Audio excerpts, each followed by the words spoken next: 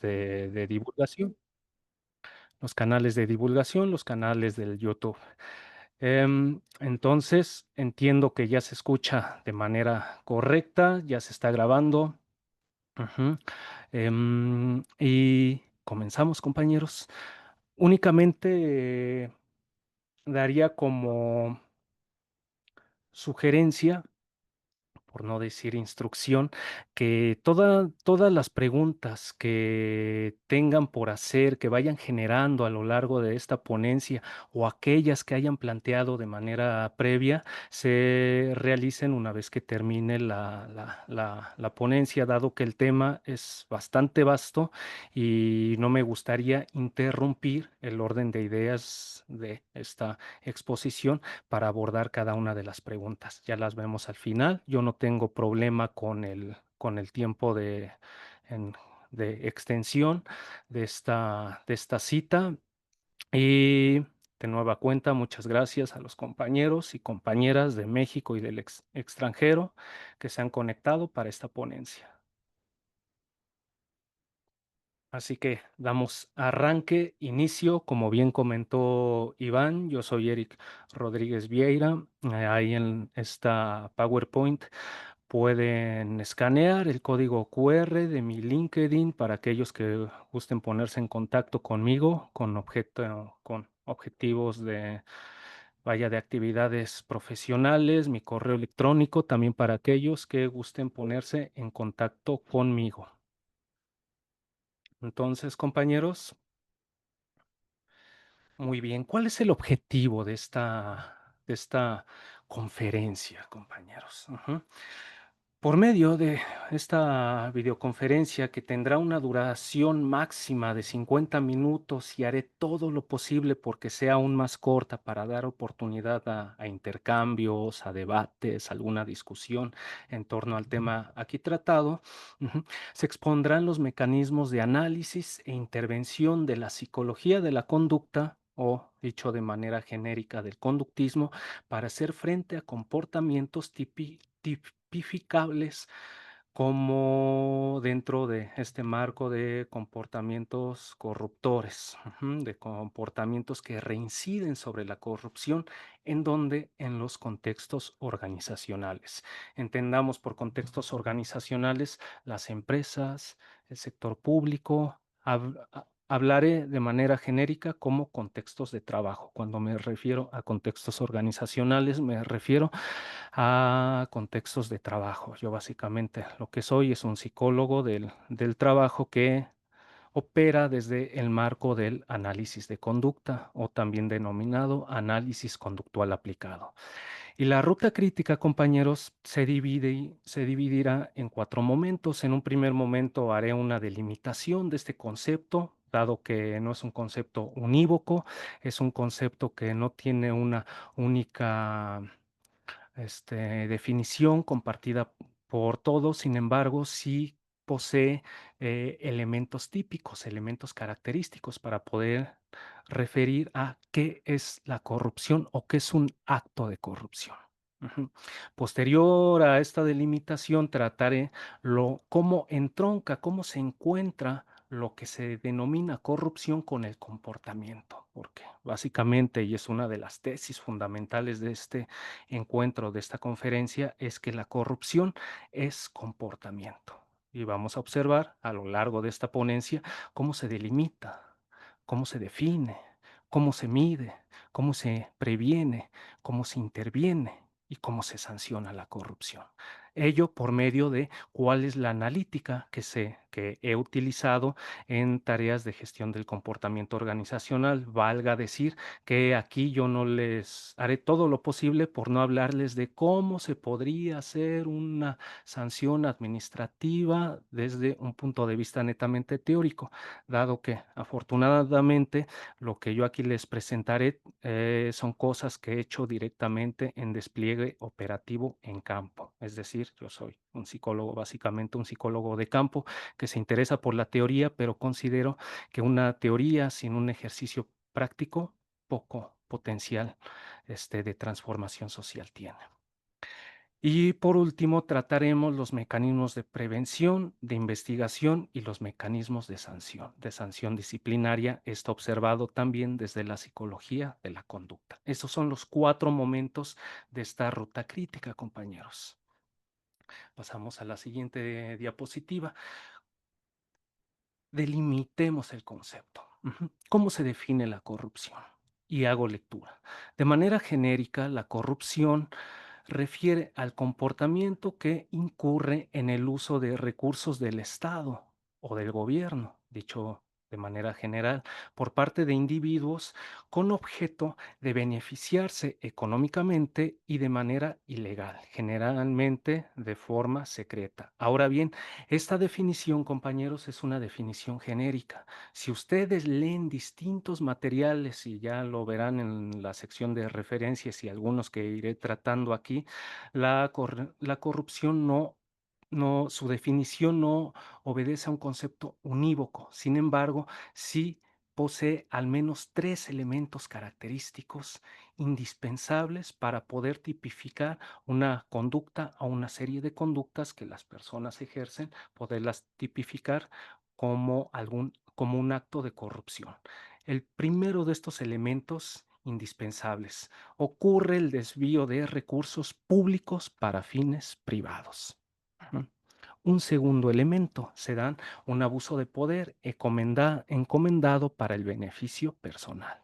Y un tercer elemento, y este tercer elemento es importantísimo porque entronca de manera directa con lo que en psicología denominamos definiciones operacionales: la violación de parámetros objetivos de ley aplicables a un contexto organizacional específico.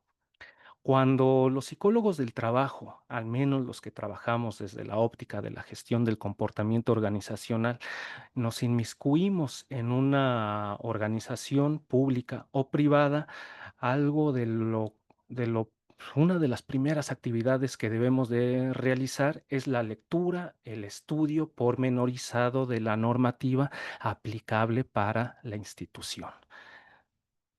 ¿Qué quiero decir con esto? Que los psicólogos, aun cuando no tomemos un papel como abogados o como este, como un órgano interno de control o algunas figuras organizacionales que veremos a lo largo de esta presentación, si necesitamos inmiscuirnos, conocer, estudiar normativas tales como la Ley Federal del Trabajo. Ajá. Necesitamos conocer lo que son las condiciones generales de trabajo para la institución pública o el contrato colectivo de trabajo para las instituciones privadas. Necesitamos conocer, también estudiar muy a detalle las normativas aplicables para el contexto organizacional en turno. Por ejemplo, una normativa muy relacionada con la psicología y que actualmente, dicho sea de paso, está en pleno vigor, es la NOM 035. Incluso no es poco el trabajo que se solicita por parte de psicólogos en esta NOM 035 que refiere a los riesgos psicosociales en el trabajo. Ujú. Es necesario conocer esta normativa porque con base en esa normativa se puede tipificar conductas que inciden o que se delimitan o que se clasifican como conductas de corrupción. Ahora bien, la definición del concepto vendría siendo esa con esos 3 elementos sustanciales. Ajá. Sin embargo, en psicología, como ustedes saben, uno de los problemas más sentidos es cómo medimos lo psicológico. Ujú. Incluso cuando nosotros como conductistas, y digo nosotros porque me imagino que habrá más de un simpatizante, si no es que un militante del análisis de conducta entre pues, los que nos hemos dado cita aquí, ajá, cuando hacemos críticas al psicoanálisis y estas formas vaporosas de entender lo psicológico, muchas de estas críticas no solo se deben a problemáticas de índole epistemológico, ontológico, nociológico, ¿no? Sino al cómo medimos aquello que dicen que es, por ejemplo, la dimensión psicodinámica de la conducta. ¿Cómo medimos el pensamiento? ¿Cómo medimos la imaginación? ¿Cómo medimos la motivación? Ujú. Nosotros consideramos que si no medimos conductas, ujú, no vamos a poder hacer una psicología, al menos una psicología seria y al fin de cuentas una psicología útil para el contexto de trabajo, porque como ustedes saben, pues a algún gerente, a un coordinador, a un supervisor, le importa muy poco, si no es que nada, si somos conductistas, interconductistas, cognitivo-conductuales, psicoanalistas. Lo que buscan es que se puedan solucionar procesos, ajá, eh, de la organización. Y para poder solucionar esos procesos, habrá que prestar atención a cuál es la materia fáctica con la cual trabaja el psicólogo. Nosotros como conductistas sostenemos que la materia fáctica con la que trabaja el psicólogo es la conducta, ¿no? Que puede ser medida en, al menos yo utilizo 6 métricas. Hay algunos que nos hablan de más métricas, pero yo trabajo con 6 métricas desde el punto de vista del conductismo radical. Sin embargo, cuando se habla de corrupción, compañeros, hay distintas formas de medirlo. Yo voy aquí a presentar primero mediciones brutas, el IPC, ajá, y el CCC, que ahí aparece precisamente qué significa el índice de percepción de la corrupción y el índice de capacidad para combatir la corrupción, que son indicadores internacionales hechos por instancias internacionales, una de ellas Transparencia Internacional y otra la Sociedad de las Américas. Más adelante les voy a presentar estos indicadores. Sin embargo, ¿cuál es uno de los puntos críticos que como psicólogos identificamos o que yo identifico con estas métricas que más adelante vamos a tratar?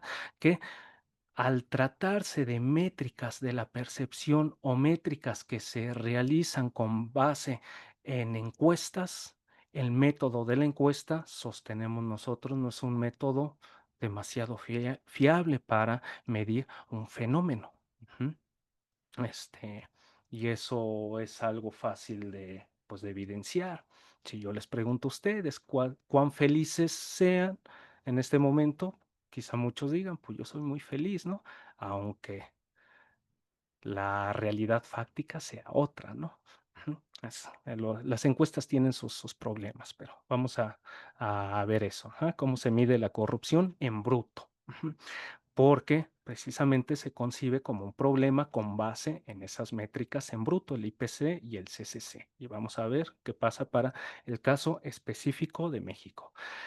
La vinculación disciplinaria, eso es importante, compañeros. Cuando el psicólogo esté interesado en el comportamiento organizacional incide en una organización pública o privada, sería muy ingenuo, por no decir pedante, considerar que se vale por sí mismo. La realidad es que el psicólogo, cuando se encuentra en un campo de aplicación, que dicho sea de paso, yo no concibo que la psicología clínica, la psicología organizacional, la psicología del deporte sean disciplinas psicológicas por sí mismas. Yo eso lo observo como campos de aplicación del conocimiento psicológico. Y cuando estamos en campos de aplicación del conocimiento psicológico, y eso dicho sea de paso, ha sido ampliamente tratado por psicólogos de la talla como Emilio Rives, lo que es un campo profesional de acción. Ujú. Cuando estamos en estos campos tenemos que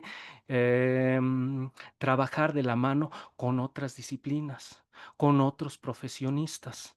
Ajá. Sociólogos, politólogos, abogados, administradores, ingenieros, economistas, y el psicólogo se vincula de manera transdisciplinar. Como ustedes saben, existen al menos 3 formas de vinculación disciplinaria: la multidisciplina, la interdisciplina y la transdisciplina. ¿Mm? Una transdisciplina, que es se define como el tercer nivel de vinculación disciplinaria, es el uso que una disciplina hace del conocimiento de otra para solucionar un problema específico. En este caso, por ejemplo, los juristas, aquellos dedicados al derecho, los sociólogos, los administradores de empresas pueden hacer uso del conocimiento de la psicología de la conducta, y vamos a ver adelante a qué tipo de conocimiento me refiero para solucionar problemas, en este caso, pues lo que estamos tratando, problemas de corrupción dentro de una institución pública. Vamos a ver cómo interviene el psicólogo, pero eso es importante, poner sobre la mesa, hacer el subrayado de que cuando intervenimos lo hacemos vinculándonos transdisciplinariamente, al menos es la forma en la que yo entiendo estas maneras de vinculación disciplinaria. Ahora bien, ya entrando a lo que es esta medición típica de la corrupción, para el caso de México, yo pongo dos indicadores internacionales, porque es importante esto señalarlo. Em, Aquellos que sigan los contenidos de esta página en donde me divierto, ahí peleándome con psicoanalistas y hablando de qué es esto del conductismo y todo eso, ustedes verán que constantemente estoy compartiendo noticias, hablando de temas de la política y cosas así. Muchos me dicen, ¿y eso qué tiene que ver con la psicología, no? Porque tal vez esperan que si yo les hablara de los sueños, pues ahí sí les hablaría de algo psicológico. Si yo les hablara del amor, pues ahí les hablaría de algo psicológico, pero si les conciben que si les hablo sobre aspectos de la política, aspectos de la importancia de las instituciones para la regulación del comportamiento, que eso no tiene nada que ver con la psicología.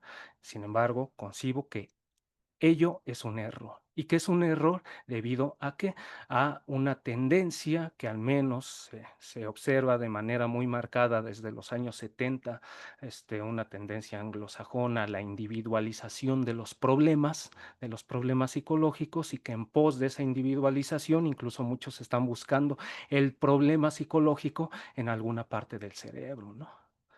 Las neurociencias cognitivas y que dicen, pues es que la, el amor está en esta parte, cuando te enamoras se activa esta parte y cuando piensas se activa esta otra. Y yo lo primero que nos decimos los que estamos en el análisis de conducta es: ¿dónde dejas el papel de las instituciones para entender el fenómeno psicológico? Si estamos apelando a que el comportamiento es la interacción del organismo o de nosotros como personas con el medio ambiente, ¿cuál es ese medio ambiente? En una ocasión me decía un psicoanalista, es que cuando hablan del medio ambiente hablan de si hace frío o hace calor. Eso es una ignorancia total, eso no es el medio ambiente, esas son condiciones climatológicas. El medio ambiente es precisamente cómo las instituciones regulan el comportamiento, y para poder entender cómo operan esas instituciones es indispensable conocer cómo se da la vida pública del país. Ajá. Y por ello yo suelo utilizar mucho, hacer uso de estos indicadores. Ujú.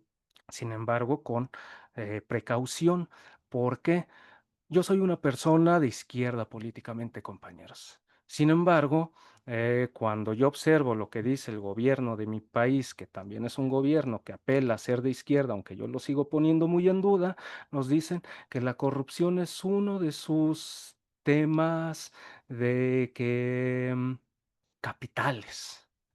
Incluso han dicho, la corrupción ya se acabó en México, y me digo, pues vivirán en el mundo de Narnia, porque los indicadores nos dicen otra cosa. ¿Y qué nos dicen los indicadores? Que México se encuentra en el lugar 26 de 100 en índice de corrupción. ¿Qué significa ello? Ajá. Mientras más cerca estén de cero, un país con base en este índice es más corrupto. Mientras más cerca esté de 100, es menos corrupto. Si estamos en el lugar 26, pues ustedes me dirán cuán corrupto, cuánta corrupción hay en el país. Son puntajes brutos, pero son puntajes que nos sirven para ir delimitando el problema. En el rango se encuentra México en el 140 de 180, y dicho sea de paso, con respecto al 2023 ha bajado 5 lugares, es decir, somos más corruptos con base en este índice en comparación de 2023. Ahí está la referencia, es Transparencia Internacional. También en la sección de comentarios del chat ya puse el enlace para los que quieran conocer más a detalle este índice de percepción de la corrupción en México. Ahora bien, yendo a Latinoamérica, si ustedes prestan atención, estamos yendo de lo general a lo particular, es la manera en la que yo regularmente analizo los problemas psicológicos. Yo nunca parto de la persona, este, y después del mundo. Yo lo veo al revés. Primero hay que ver en dónde está situada la persona, cuáles son las condiciones contextuales en la cual está situada la persona para poder entender a la persona. Si no, será muy difícil. Cuando hablamos de la importancia del contexto en el comportamiento, pues hay que prestar atención precisamente a cuáles son las condiciones institucionales en las cuales el comportamiento tiene lugar, ¿no? En dónde está situado la persona. Eso es lo radical del así denominado conductismo radical, ¿no? Índice de capacidad para combatir la corrupción en México, compañeros. Este índice es interesante. Yo les recomiendo que lo vean con mucho detalle. Ujú. Este índice aborda, hecho aborda cómo los índices de corrupción para Latinoamérica, para la mayoría de los países de Latinoamérica, y México se encuentra en el lugar 12. Allí el índice es del 2023. El país menos corrupto de los medidos es Uruguay, el más corrupto de los medidos es Venezuela, en el lugar 15 y México en el lugar 12 y evalúa distintos parámetros. Hay tres variables generales de evaluación que aparecen precisamente aquí, a su lado derecho, la capacidad legal para combatir la corrupción, las democracia e instituciones políticas que inciden para el combate a la corrupción. Podemos ver ahí la calidad general de la democracia, los procesos legislativos y de género. Pueden ustedes también observar cómo México se encuentra prácticamente en todos los indicadores por debajo de la media. Ujú. La sociedad civil y los medios de comunicación, también aquí ustedes podrán ver cómo se encuentra México con respecto pues a la media. En capacidad legal está en el 3.56, en la democrática 3.62 y en la sociedad civil y medios de comunicación 5.62. Ajá. ¿Son importantes estos indicadores? Sí. Sin embargo, para un análisis psicológico todavía son indicadores muy en bruto, porque al fin de cuentas la corrupción es hecha por individuos. No hay instituciones corruptas, porque las instituciones no se comportan. Lo que se comporta es el individuo y para poder identificar ese comportamiento habrá que prestar atención a aspectos paramétricos del comportamiento individual. Es aquí cuando ya se entra a un análisis más psicológico del caso. Sin embargo, a ver, sin embargo, compañeros, aquí nos encontramos con uno de los primeros problemas y traigo a cita una afirmación del doctor Luis Muñoz Abate. Dicho sea de paso, les recomiendo mucho este libro. Viene esta cita en este libro, Introducción a la Psicología Jurídica. Ajá. Lo publica Trillas. Vienen las referencias, pero se los recomiendo. De ahí extraigo esta cita. Ajá. Y prestar atención porque aquellos que se han interesado, e Iván Arévalo no me dejará mentir, en torno al delito, en torno al crimen, y claro está, la corrupción como una forma de delito, como una forma de crimen, regularmente, ¿a quién se responsabiliza? Pues al sujeto. ¿Y qué se suele decir? Que depende de las voluntades individuales. Y cuando ya se empieza, cuando se parte de ese punto, de ese marco, ya se parte de una óptica hiperindividualista, de un fenómeno que tiene un entronque social e incluso causas sociales. Y yo pongo esto sobre la mesa, que es al fin de cuentas una crítica, y me doy el permiso de leerlo. El término voluntad, y esto yo lo pondría subrayado, el término voluntad. Recuerden que incluso el buen Skinner en su momento escribió un libro maravilloso que yo sigo disfrutando hasta la fecha, aun cuando hace más de 20 años que lo leí por primera vez, más allá de la libertad y la dignidad, toca este tema de la voluntad, el problema con ese concepto, ¿no? El término voluntad está demasiado implicado en ciertos problemas legales relacionados con la responsabilidad de los actos criminales. Se usa tradicionalmente en el sentido animístico o mentalista, como potencia o facultad del alma, y en un sentido moral como especie de facultad de dominar la parte animal del hombre. La verdad es que cuando no encontramos la causa inmediata en el comportamiento, preferimos salir del embrollo atribuyéndola a la voluntad. Y en efecto, casi siempre es lo que se hace. ¿Por qué delinquió X persona? Pues porque tuvo la voluntad de hacerlo. Sin embargo, pues eso quizá pueda servir para una comunicación coloquial, para una comunicación vernácula, pero para un análisis que emerja de una óptica científica, de la psicología científica, pues nos sirve para muy poco, ¿no? Porque, pues, ¿cómo intervenimos la voluntad? ¿Cómo definimos la voluntad? ¿Cómo sabemos en dónde está la voluntad, ¿no? Aunque no faltará algún este mentalista que nos diga que la voluntad está en alguna parte del cerebro. Pues lo pueden creer así, cada quien se gana la vida como puede, pues si ellos se la ganan así, pues está bien, ¿no? Sin embargo, nosotros partimos de otro punto de un marco distinto a esto. Ujú. Y por ejemplo, en el caso de la corrupción, traigo también aquí una cita y disculpen si ahorita van a escuchar algo de lotes y algo así. Yo vivo en una colonia popular, compañeros, y aquí pues se escuchan esos sonidos. Es parte de mis condiciones medioambientales. De ahí que no puedo ser fifí. Ajá. Ahora bien, un funcionario corrupto sigue siendo corrupto si ha interactuado con un número suficiente de funcionarios corruptos en el pasado, ya que sabe que valdrá la pena buscar sobornos. Al mismo tiempo, el costo esperado de ser atrapado en un acto corrupto es menor porque la corrupción es más difícil de detectar en sociedades donde es más común. ¿De qué nos está hablando aquí? Y esa es una cita de un artículo que he titulado La corrupción condicional. Se encuentra en la página, lo acabo de subir hace 2 días. ¿De qué nos está hablando aquí? Del modelamiento, compañeros, del papel de los modelos, del aprendizaje vicario. Ujú. Aquello que fue investigado por Bandura, por Stats, por los operantes, y también de qué otra cosa nos está hablando, de que cuando no hay consecuencias punitivas de supresión, o dicho en términos operantes, castigos, pues porque la gente va a dejar de cometer actos de corrupción. Ujú. Y precisamente aquí en el video, pues es lo que ustedes pueden ver. Le está solicitando una firma, y una vez que firma, pues el dinerito es tuyo, ¿no? Eso es un operante, compañeros. Así, cuando se habla de operantes, respondientes, pues se identifican en cosas tan sencillas, tan típicas como esto, ¿no? Aun cuando hay algunos que digan, pues es que no hay operantes en el medio ambiente. A ver, un operante es una abstracción de una relación que tiene el sujeto con su medio ambiente.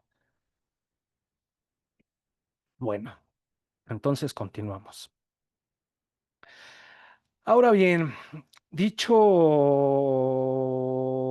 lo anterior, como ustedes pueden observar, porque ya lo he venido diciendo, casi me dedico a eso, a decir que el grueso de los fenómenos psicológicos, si no es que todos, bueno, yo diría en sí que todos los fenómenos psicológicos son fenómenos del comportamiento. Si la corrupción tiene que ver con la psicología, entonces también la corrupción es comportamiento. Ahora bien, ujú, la corrupción implica, y estos son tres principios, necesariamente formas de comportamiento. ¿Cuáles? Formas de comportamiento contrarias a la normativa aplicable en un contexto organizacional específico. Lo que en una organización puede ser corrupto, en otra organización no lo es. De ahí que es necesario que se conozca la normativa aplicable a una organización, al menos para el psicólogo del trabajo. Si van a hacer psicología clínica, pues ahí quizá ya los requerimientos sean otros, pero para el psicólogo del trabajo es necesario conocer la normativa. Claro está, tener muy claro que no nos vamos a convertir en abogados, pero sí conocer la normativa. Ujú.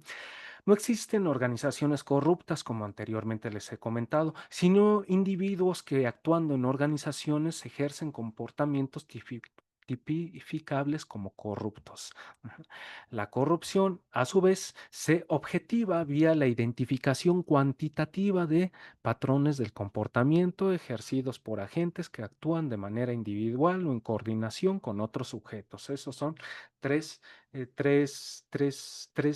tres principios para delimitar psicológicamente, conceptualmente, lo que es de importancia para el psicólogo con respecto a la corrupción.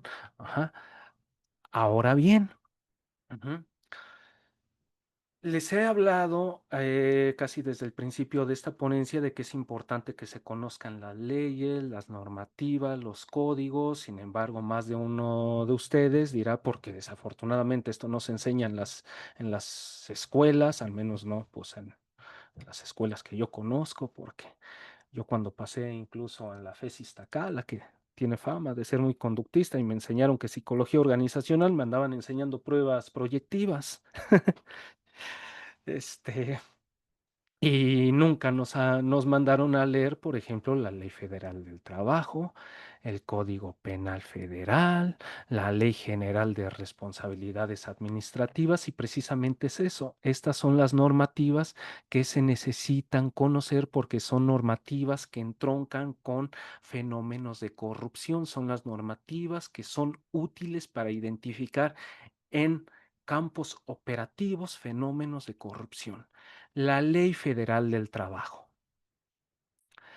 el Código Penal Federal, la Ley General de Responsabilidades Administrativas, que aplica para el sector público, las condiciones generales de trabajo, que aplican para el sector público. Todos los sectores públicos tienen condiciones generales de trabajo específicas para la organización. O dicho de otra manera, miren, aquí por ejemplo, este es un documentito, unas condiciones generales de trabajo del ISSSTE. También existen las condiciones generales de trabajo para otras instituciones públicas. Bueno, las condiciones generales de trabajo, estas aplican al trabajador de base. Ujú. O el contrato colectivo de trabajo, que aplica a las organizaciones privadas. Es el equivalente de las condiciones generales de trabajo para el sector público. Y las NOMS, la NOM 035, la NOM 030 y también distintas normativas en función de la organización en la cual ustedes se desempeñen. Por ejemplo, esta es la NOM 019. Ajá. Aquí tenemos la 35 y todos estos documentitos. Yo aquí los tengo a la mano porque son documentos que nosotros como psicólogos del trabajo necesitamos conocer, necesitamos estudiar, porque con base en esas normativas es que podemos tipificar, comportamientos de corrupción. Más adelante vamos a ver algunos ejemplos de esto en sí en la siguiente diapositiva. Y pues vaya, dado que pues, para mí el papel de Skinner es indispensable para la psicología. Si él no hubiera hecho todo lo que hizo, pues seguramente yo no le estaría hablando de esto. Ajá. Digamos, es lo que me inspira a mí, este señor. Ujú. Skinner, en este libro famosísimo que lo tengo por acá, El Ciencia y Conducta Humana, donde nos habla sobre el papel de la psicología de la conducta o del conductismo y cómo, y en la quinta parte de de ese maravilloso libro, nos habla en torno a las instancias culturales que ejercen control sobre la persona. Puede ser la educación, la política, la religión, entre otras más. Ajá. Em, También otorga tratamiento a las leyes, y tómese en cuenta que este libro pues, fue escrito a mediados del siglo pasado. Ujú. Sin embargo, pues aun cuando está ahí, a muchos psicólogos creo que han pasado por alto mucho de lo que se menciona ahí. Y dicho sea de paso, no puedo dar el título, pero estoy leyendo actualmente un libro que pronto vamos a presentar ahí en esta página de objetividad y psicología, donde hace una reivindicación de la importancia de las instituciones para entender el comportamiento. Pero no les puedo decir todavía el título. Ajá. Ahora bien, ¿qué nos dice Skinner? Una ley es una regla de conducta, y aquí nos habla de, aquí referimos a leyes jurídicas, de índole jurídico. Una ley es una regla de conducta en el sentido en que especifica las consecuencias de ciertas acciones, consecuencias que a su vez regulan la conducta, la instancia que gobierna codifica sus prácticas de control y mantiene las contingencias establecidas para ello.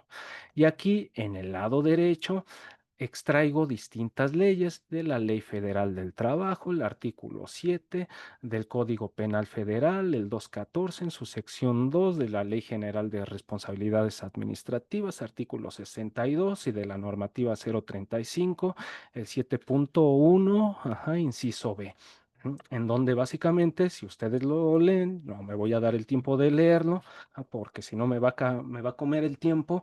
Si ustedes lo leen, no son más que instrucciones. Y básicamente cuando uno revisa una ley, con lo que se encuentra son con instrucciones del comportamiento, que precisamente pues eh, buscan tener esta función que Skinner explicitaba. Ujú.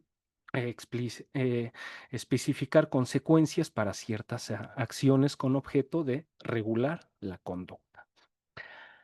Vamos a la siguiente diapositiva, compañeros. Ahora bien, ya cuando hacemos la analítica en la gestión del comportamiento organizacional, o denominado también OBM por sus siglas en inglés, ajá, se debe tomar en cuenta cuatro elementos capitales. La singularización del comportamiento, ujú, o lo que se le ha denominado N igual a uno. El comportamiento es individual. Ujú. Sin embargo, también se pueden hacer análisis multinivel. Por ahí tengo una ponencia que se llama Fundamentos de la Gestión del Comportamiento Organizacional, donde hablo sobre la importancia de estos análisis multinivel, la importancia de los análisis n igual a uno y cosas por el estilo. Bueno, se debe de tomar en cuenta la singularización del comportamiento, se debe de tomar en cuenta los incentivos y más aún cuando tratamos estos temas del combate a la corrupción, porque nosotros sostenemos que si las personas son corruptas no es porque estén sus genes ni porque sea su voluntad ser corruptos, no, no, no, no, no. Es porque en el medio ambiente en el cual están están viviendo y en el cual ejercen cierto tipo de conducta, se incentivan las conductas que hacemos. ¿Qué pasaría si, por ejemplo, aquí, y eso se puede evidenciar, aquí en este encuentro únicamente hubiera estado Iván y yo? Pues la conferencia ni se hace. El hecho de que ustedes estén aquí y de que yo tenga abierta la cámara viéndolos a ustedes, lo que están haciendo, eso a mí me incentiva. Ajá. Si viera que me están sacando la lengua o haciendo cosas así, pues ahí nos vemos, ¿no? Ajá. Y de igual forma, cuando se analizan temas de corrupción en organizaciones, hay que observar cuáles son los incentivos que están manteniendo las conductas de corrupción. Más adelantito vamos a ver ello. La medición del comportamiento. Nosotros sostenemos si algo existe o no nosotros. Eso ya se sostenía desde Thorndike. Si algo existe, existe en cierto grado. Y si existe en cierto grado, puede medirse. Thorndike, dicho sea de paso, es el que descubre la ley del efecto, que básicamente pues, fue las investigaciones que posteriormente hace Skinner. Skinner dedicó casi toda su vida a investigar las implicaciones de la así denominada ley del efecto, ¿no? O el comportamiento operante, para decirlo en otros términos.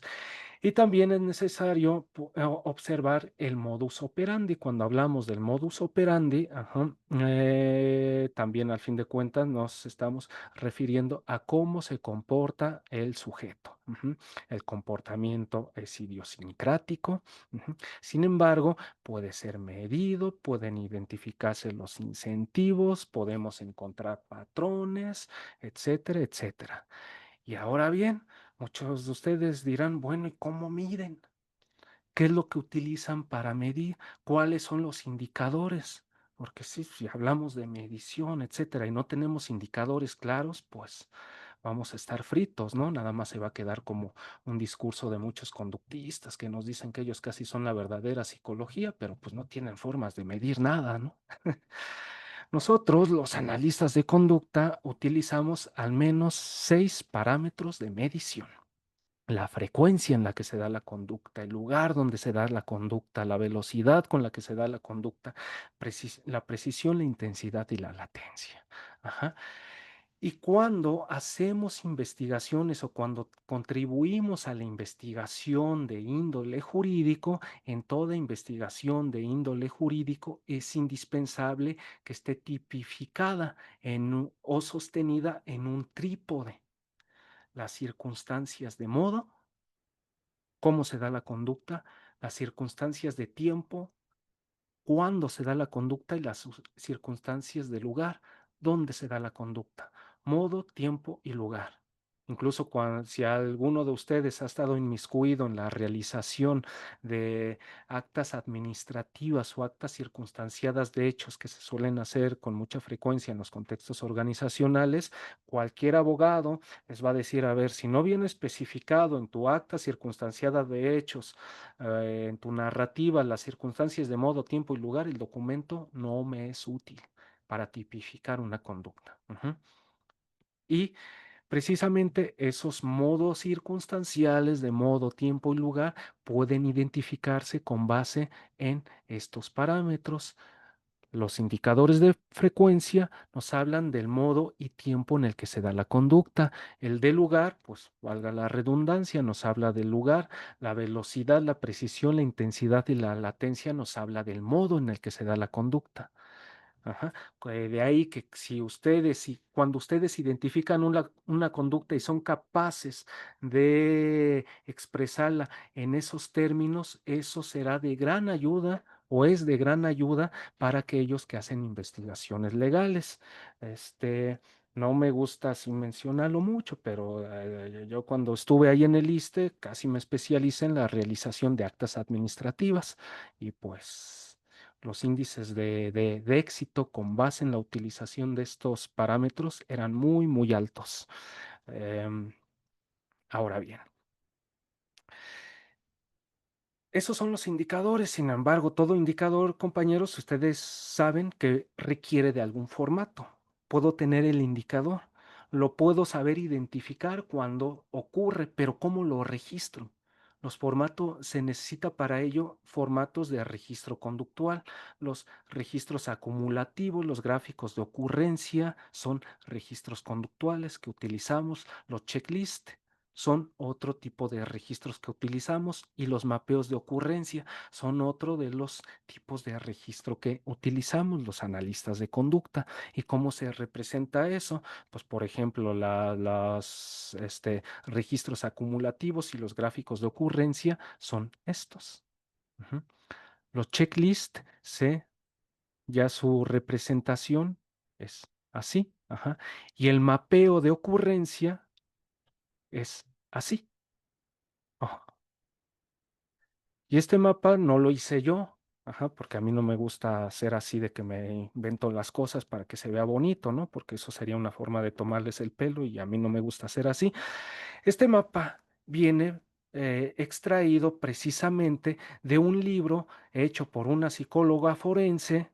No es precisamente conductista, pero sí llega a utilizar varios métodos que emergen del análisis de conducta, que se llama Muna Dora Buchain. Es un libro donde hace una denuncia de la corrupción en México, la casa sucia, que también les recomiendo bastante si les interesa en torno a, pues, estos temas de la corrupción. Es un libro que les va a servir bastante y ahí mapea. Básicamente este mapa, compañeros, es el mapa de una auditoría con la cual ella identificó lo que pasó a conocerse como la estafa maestra.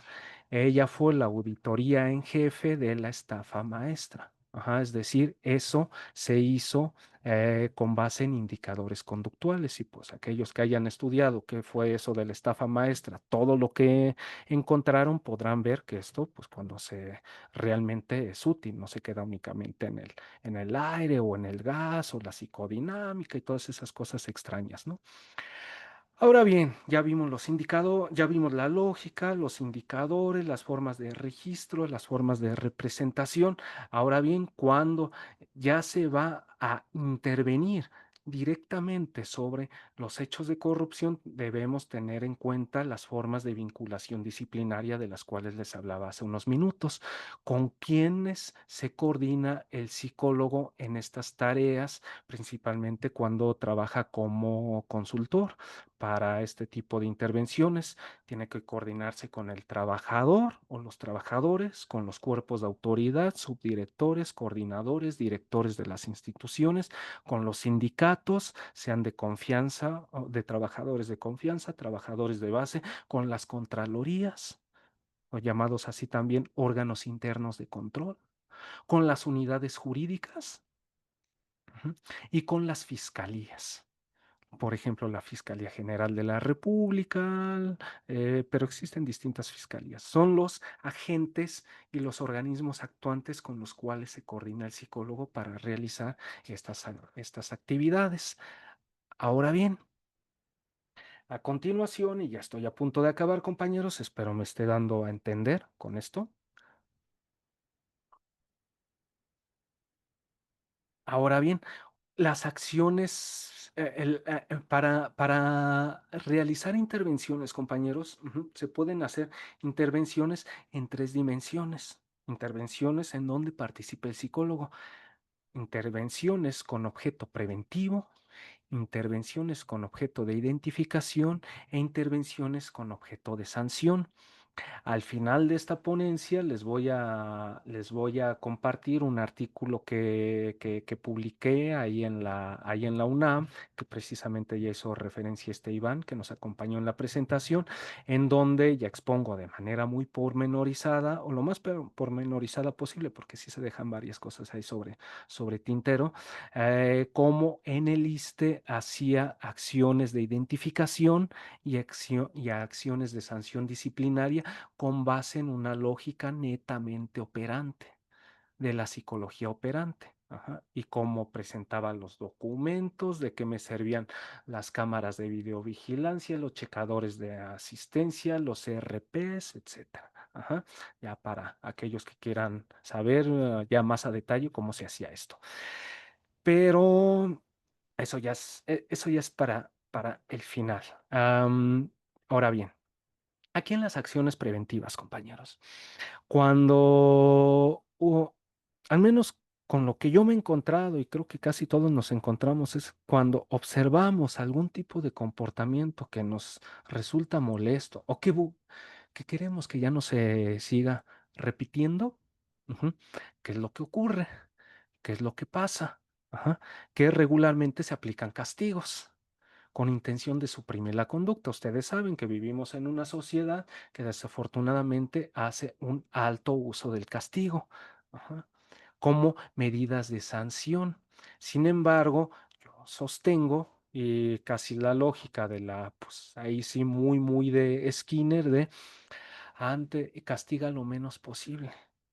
Presta atención a los mecanismos de prevención de aquellas conductas que te resulten problemáticas, y eso aplica tanto para educar a un niño como para enamorar a una persona. Si quieren enamorar a una persona y esta persona, como todos, tienen cosas que no nos gustan y nos ponemos a castigarla, pues lo más seguro es que la persona va a decir, pues ahí nos vemos, ¿no?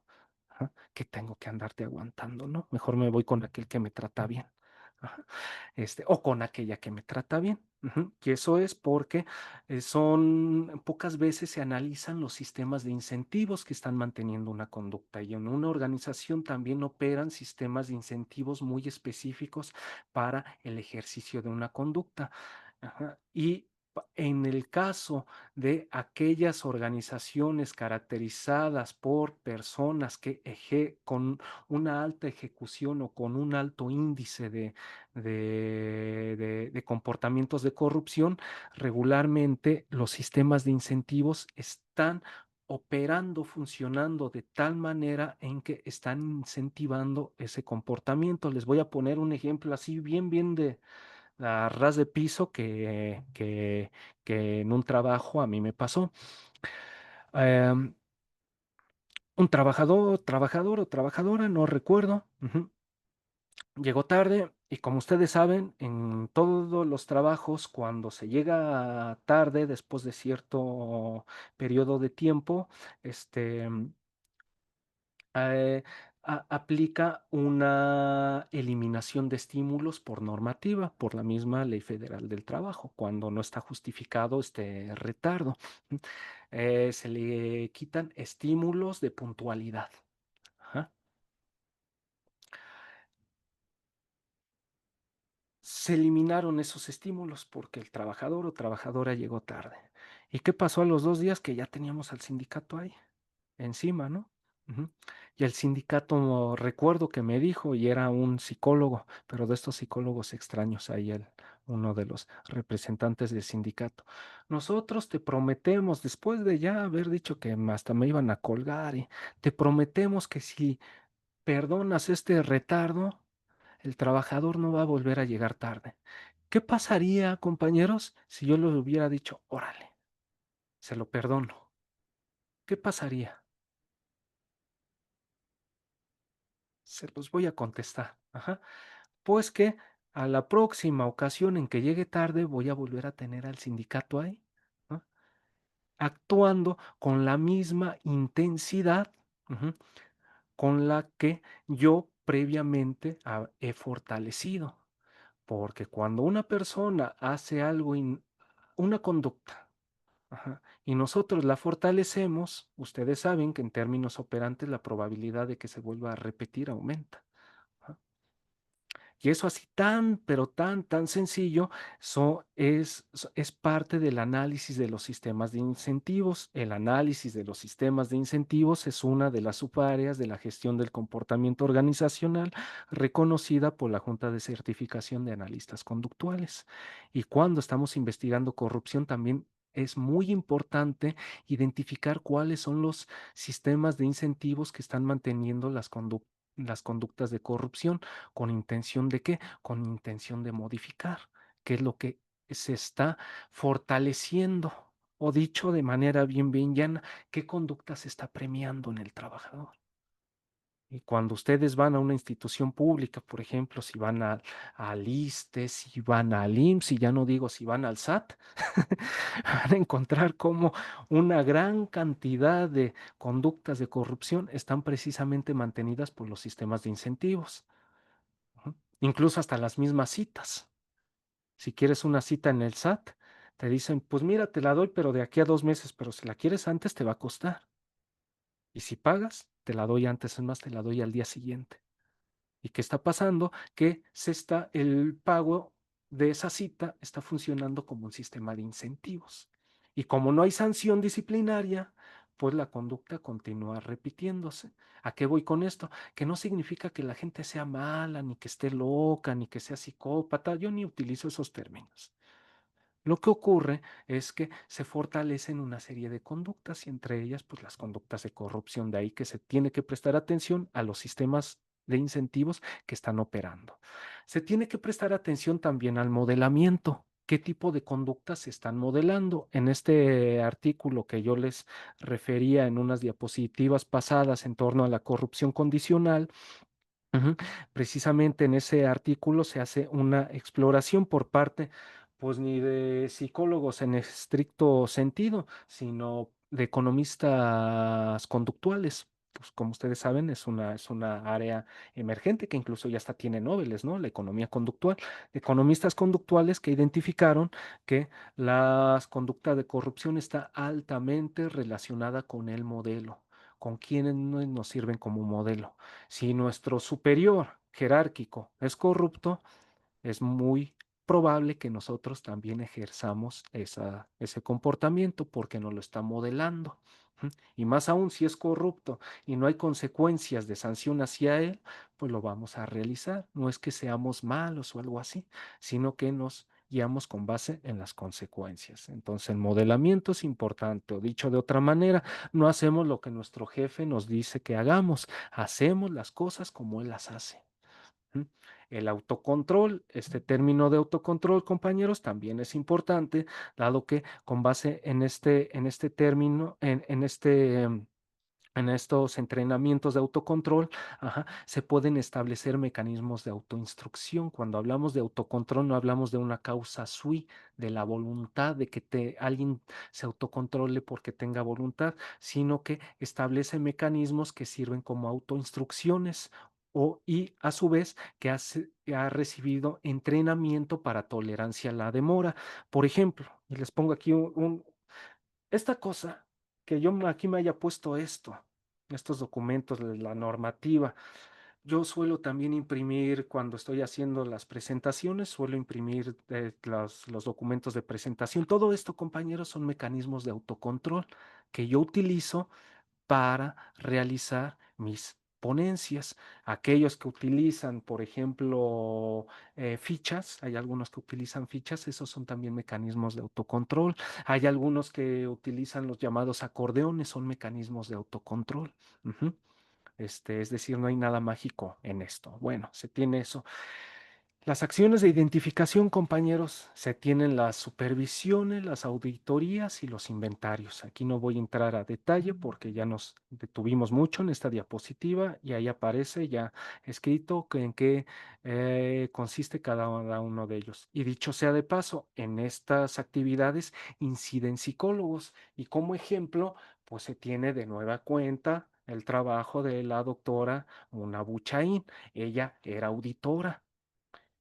Ujú. Auditora forense, ¿no? Para el sector gobierno y también para el sector privado. Ujú. Y como psicóloga intervenía realizando supervisiones y auditorías. Ajá. Y ya por último, compañeros, las acciones de sanción. Aquí no me voy a detener bastante. Si ustedes pueden ver en la diapositiva pasada, me voy a regresar tantito. Cuando hablamos de acciones preventivas, aquí básicamente lo que yo estoy poniendo sobre la mesa es identifíquese qué conductas o qué conductas ajá, están siendo fortalecidas para su alteración de los mecanismos de fortalecimiento. En las acciones de identificación hago referencia a a qué instrumentos sirven para la identificación de conductas contrarias a la norma o conductas que inciden en la corrupción. Y en las acciones de sanción ya se hace referencia a mecanismos de supresión de la conducta o dicho de otra manera, a castigos. Y tal y como no lo dice la literatura especializada, pues los castigos, el castigo operante tiene niveles. Ujú. Y la misma normativa institucional también concibe niveles de sanción disciplinaria. Ujú. A un trabajador que viola la norma, difícilmente se le encarcelará. Ajá. Cuando ya se llega al encarcelamiento, al cese o al despido, a la deshabilitación para el trabajo, es porque ha habido o la conducta fue muy intensa o con una alta frecuencia o fue muy recurrente, pero regularmente se parte de mecanismos de sanción del comportamiento inferiores, comenzando por amonestaciones privadas. Incluso si ustedes leen las condiciones generales de trabajo de una institución, podrán ver que se comienza primero con amonestaciones privadas, y así lo establece la norma. Ajá. Cuando se identifica una conducta contraria a la norma, amonéstese. ¿M? Si no, si esa amonestación no fue suficiente, pasemos al extrañamiento por escrito. Después las suspensiones. Ajá. Después el cese. Si fue muy grave la conducta, se parte a la deshabilitación para el trabajo, inhabilitación, perdón, para el ejercicio del empleo. Y ya si fue muy, muy grave, al encarcelamiento. Incluso aquí menciono que leyes son las aplicables para cese, para inhabilitación y para encarcelamiento. Como ustedes pueden ver, son los mismos códigos y leyes que les mencioné en un principio. La Ley Federal del Trabajo, la Ley General de Responsabilidades Administrativas, el Código Penal Federal. Ujú. Y compañeros, ese es el QR. ahorita ya que acabe completamente, les voy a compartir en la sección de aquí del chat el enlace para aquellos que quieran leer este artículo, este capítulo, perdón, pero ahí tienen el QR y el DOI por si lo gustan ahí ya de una vez teclear para que puedan acceder a él. Es totalmente gratuito. Es un capítulo que escribí en torno a los instrumentos administrativos para el manejo de contingencias en la gestión del comportamiento organizacional en el ISSSTE, que básicamente lo que hago ahí es describir un proceso que realizaba ahí en el ISSSTE, un proceso de sanción disciplinaria por robo de medicamentos. Ujú. Cuál era la lógica, cómo identificaba la conducta, cómo intervenía sobre la misma, qué sanción, cómo reportaba los comportamientos una vez identificados, ajá, cómo hacía los oficios y cómo realizaba las sanciones disciplinarias. Eso es lo que es toda la cadena de procesos que presento en ese capítulo. Ujú. Por si ustedes quieren conocer un poquito más a detalle esto, compañeros. Y eso sería todo. Estas son las referencias, como en toda actividad, ustedes sabrán que hay más referencias que las que se explicitan, pero esas son las capitales.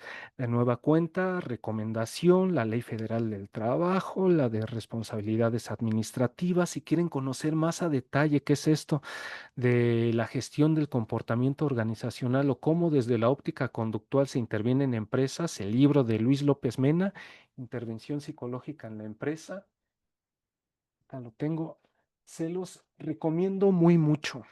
Es Intervención psicológica en la empresa. Lo publica Pirámide. Es una chulada de libro. Este, Em, y sería ello, también les recomiendo muy mucho ajá, de Castro Merino, una cuestión de consecuencias, que aparece aquí en el Skinner revisitado, publicado por Copresencias Editorial. Ujú. Y sería ello, compañeros. La PowerPoint se las voy a compartir, yo creo que hoy mismo en la noche. Se las comparto ahí en la página para aquellos que la gusten descargar, para que, vaya, si les puede ser útil para algo, pues adelante. Estoy a sus órdenes. Muchas gracias por dedicar este tiempo aquí a este encuentro. Espero esté siendo útil para pues para poner sobre la mesa que los psicólogos podemos hacer cosas, yo diría que hasta más interesantes que andar interpretando sueños o aplicando pruebas proyectivas y ese tipo de cosas. Podemos realmente poner nuestro conocimiento al servicio de la sociedad para la transformación de la sociedad y una transformación material, sentida y al fin de cuentas, pues para el beneficio de todos, ¿no? Que esa es la intención de esto y que fue parte de los sueños de esta generación gloriosa de los años 60, de los años 70 y de los años 80 y aquellos que todavía crean en esta utopía que es la posibilidad de mejorar nuestro mundo, de mejorar nuestro país y de pues apoyarnos entre todos. Muchas gracias, compañeros, y pues quedo a la espera de sus críticas, de sus comentarios y pues soy todo oídos. Muchas Ok, gracias. ok. Gracias, gracias. ¿Me escuchan? Bueno, bueno. Ok. Muy bien, compañeros. Abrimos las respuestas. Levanten la mano y bien, voy a leyendo en los comentarios. Primera pregunta, antes de darle la palabra a José Daniel Cabrera Nieto. Dicen que cómo te cuidas de las represalias. Esa es una gran pregunta. Esa es una gran pregunta. Ah, miren, sobre eso que estoy contemplando, compañeros, escribir un libro en torno a las implicaciones de esto. Porque miren, una manera de cuidarse de las represalias, porque las hay, ha habido hasta asesinatos hacia la gente que hace esto, es uno de ellos, permíteme decirlo así, pues ser incorruptible, ser muy pulcro en los procesos. Sin embargo, aun cuando muchas veces sea incorruptible y pulcro en los procesos, pues el castigo llega, ¿no? Yo les voy a poner sobre la mesa. Eso que yo expuse en este capítulo ahí del ISSSTE, es algo real que yo hice. No es algo inventado, es algo real que se hizo ahí junto con todo un equipo. No se menciona nombres porque, pues ustedes saben que no se puede mencionar nombres de eso, pero el proceso describe un proceso en donde identificamos una red de tráfico de robo de medicamento y tráfico de licencias médicas. Se suspendieron a más de 7 personas. Ujú. Sin embargo, se fue la cabeza del director, la de su servidor y la de la subdirectora. No estamos libres de represalias. ¿Por qué? Porque vivimos, al fin de cuentas, cuando ocurren actos de corrupción, hay mucha gente que se ve implicada y que cuando se dice se están tocando los callos, pues les estás. ¿Qué pasa cuando a una persona se le suprime de un elemento de fortalecimiento de la conducta? Pues va a atacar, se va a defender, pues eso es hasta un principio operante. Eso pasó en mi caso. En el caso de en el caso de la doctora Muna Buchaín, en el caso de la doctora Muna Buchaín, a la doctora también la dejaron sin trabajo. Así de crudo es esto, compañeros. Así de crudo es esto, pero yo considero este, que que hay luchas que tienen que realizarse, aun cuando pueda ser muy difícil, hay luchas que que tienen que realizarse. Si yo pudiera elegir entre vaya a seguir la línea de Espartaco o la línea de un emperador romano, yo me voy por Espartaco, aun cuando me liquiden por eso. Yo así pienso, ¿no? Ok, muy bien. Muchas gracias. José Daniel Cabrera Nieto, ¿puede abrir su micrófono, por favor? Hola, hola, buenas tardes. Muchas gracias. Nada, primero que nada agradecerte, Eric.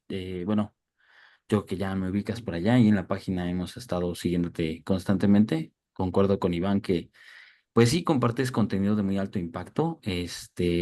Muchas cosas que yo no aprendí en la carrera las aprendí desde ti, desde tu página. Pues me incentivo, ¿no? A desarrollarme mucho en esta área de la psicología científica. Algo que me interesó mucho tu ponencia por este aspecto del tema, porque sí es muy, muy interesante. Pero estaba haciendo aquí tu charla, la crítica que me parece que haces al inicio acerca de los indicadores de las instituciones internacionales, bueno, yo lo entendí como una crítica formal, acerca del indicador de la corrupción como aspectos institucionales, me parece a bien desde esta óptica psicológica que no contempla lo individual, ¿no? Que es realmente la acción, porque sí puede haber a lo mejor un proceso inadecuado dentro de la institución, pero a fin y al cabo la conducta corrupta se presenta por la acción del individuo que pertenece a la institución y demás. Mm. Solamente que primero quería, dentro de las dos preguntas, hay una que quería hacerte primero. Hablabas de estos indicadores internacionales y sí su falta digamos, de dato empírico, conductual, pero por acá estabas mostrando lo que tú hiciste en el trabajo. No sé si por ahí aplicaste tú un instrumento que por ahí tuve dificultades para seguir la charla. Fue ese punto en el que me perdí y no sé si me quisieras compartir cuál fue o si hay un mejor dato de medición de esta conducta corrupta a nivel psicológico o si fue lo que tú aplicaste y de ahí compartirte otra pequeña pregunta por allá que me parecería interesante en tenor a esto. Ujú. No sé si quieras de una vez hacer la otra pregunta y contesto las dos. Ah, ok. Bueno, sí, realmente es como para ver esta parte de la inflación y tu opinión en este sentido más técnico. Si lo que nos estás compartiendo cumple, por aquí hay un libro que yo tengo. Yo también me he dedicado a desarrollar un par de instrumentos, no en la parte de la conducta corrupta, pero sí en el ambiente de la educación especial y de la convivencia familiar en el ámbito judicial. y en la atención al cliente, he leído por ahí un libro, no sé si lo conozcas, que se llama Investigación del Comportamiento, Técnicas y Metodología de Fred Kerlinger, por ahí de Ujú, 175. Yo lo recomiendo muchísimo, muy bueno, un libro muy pesado, que la verdad yo creo que funciona para, si queremos un día echarnos a alguien, pues el libro nos ayudaría aventándolo. Y Kerlinger habla de la constitución de estos instrumentos de medición en la medición de la conducta humana, habla de que el instrumento de medición debe de sí registrar el hecho o suceso en esta parte de la asociación del universo de medición a subgrupos, pero menciona que lo que define qué es lo que se va a medir es la regla. Y esta regla puede variar en aspectos institucionales, en aspectos sociales, que lo más, digamos, lo más adecuado sería que partiera la regla de un principio científico. Entonces, mi pregunta es, esta parte de los instrumentos de medición conductuales más adecuados, ¿cómo parte de esta regla científico-conductual? ¿Qué regla define lo que sería una conducta corrupta? ¿Cómo se podría medir? O, en dado caso, ¿qué áreas de oportunidad habría para seguir esta línea metodológica que en mi opinión es más estricta? Porque sí, si un instrumento no presenta esa regla o no se apega a esa regla, no tendremos una mayor certeza, no digo que es el 100%, pero no tendremos una mayor certeza de que estemos midiendo lo que pretendemos medir. Entonces, mi pregunta a lo ujú, mejor es un poquito más técnica, pero va en ese tenor porque me interesa esta parte de constitución de instrumentos, me llama mucho la atención en este aspecto de la conducta corrupta y cómo lo bajas al aspecto psicológico que va de lo institucional a lo psicológico, ¿no? ujú, A ver si ujú. nos pudieras Pues compartir por ahí. ese tipo de preguntas son de tesis de doctorado, ¿eh? Porque son preguntas muy complejas, pero con mucha riqueza. Te agradezco las mismas y espero pueda responder de manera entendible a ella. Respecto porque creo que incluso ambas preguntas redundan en torno al mismo eje de cómo mides aquello que se define como corrupción y con qué instrumental mides los mismos. Es muy importante y Kerlinger lo puso sobre la mesa y a mí me parece uno de los mejores libros de investigación en ciencias del comportamiento, porque no solo sirve para psicólogos, sirve para sociólogos, y sí es un gran libro. Este, Incluso yo no sé por qué no se invoca mucho más, casi siempre se invocan libros como el Sampieri, aun cuando el Kerlinger presta mucho más atención a la necesidad de subrayar la validez y la confiabilidad de los instrumentos y de las métricas. Ahora bien, si yo utilicé algún instrumento estandarizado para la medición o si utilizo algún tipo de instrumento estandarizado para la medición de la corrupción, la respuesta es no. Yo no utilizo instrumentos estandarizados para la medición ni de la corrupción, ni de constructos psicológicos. Em, no parto de lógicas de medición con base en la norma, porque concibo que las mediciones con base en la norma tienen, pues, ensombrecen el comportamiento individual, las características idiosincráticas del comportamiento individual. De ahí que suelo partir al momento de medición de lógicas más próximas a las lógicas denominadas n igual a uno, ujú, o el análisis del comportamiento individual. Es como yo parto. ¿Cómo entronco esto con un análisis psicológico, con pretensiones científicas para hacer, al fin de cuentas, algo lo más próximo a una tecnología, porque yo así entiendo la psicología aplicada al trabajo? Yo no me entiendo, yo no soy un científico, yo soy, en la medida de lo posible, un tecnólogo. alguien que busca aplicar principios de la ciencia básica a un terreno aplicado específico, en este caso, el terreno del comportamiento que se da dentro de organizaciones. ¿Qué indicadores utilizo? Indicadores que, por ejemplo, son expuestos pues, por Skinner, por el mismo Paul Change. Cuando se habla de la conducta en variables paramétricas tales como la frecuencia, el lugar, la velocidad, la precisión, la intensidad y la latencia, son 6 parámetros de medición de la conducta reconocidos por textos especializados en análisis experimental de la conducta o, dicho de manera genérica, en psicología del aprendizaje. Ujú. Es los parámetros que utilizo. Y cuando estoy analizando algún tipo de problema, estoy buscando esos parámetros.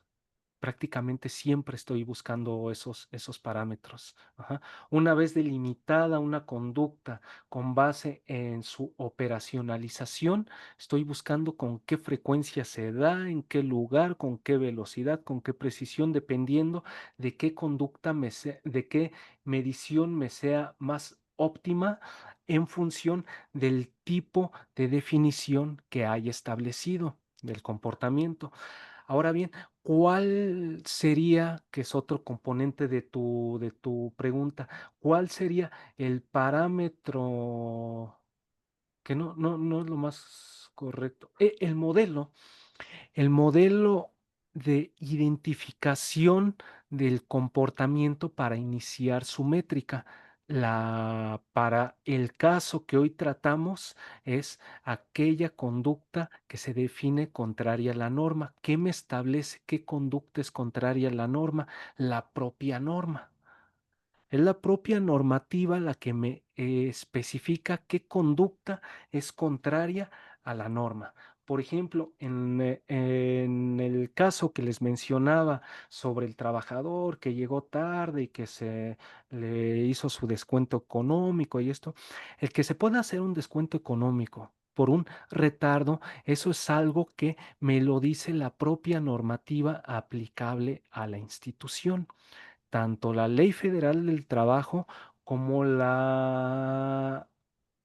las condiciones generales de trabajo o el contrato colectivo de trabajo para una institución pública. En la misma ley, cuando se lee, te dice qué tipo de conducta amerita una sanción que consista en un retiro del estímulo de puntualidad. Y la misma regla, porque al fin de cuentas las leyes son reglas, yo las entiendo como reglas del comportamiento, la misma regla incluso te estipula cuántas veces lo tiene que hacer. Para ese caso, o sea, cuántas veces tiene que hacer una conducta para que sea sancionable. Para ese caso en particular, con una sola ocasión que lo hagas, es más que eso. Con una sola ocasión que lo haga la persona, con una sola vez que llegue tarde, ya es más que suficiente.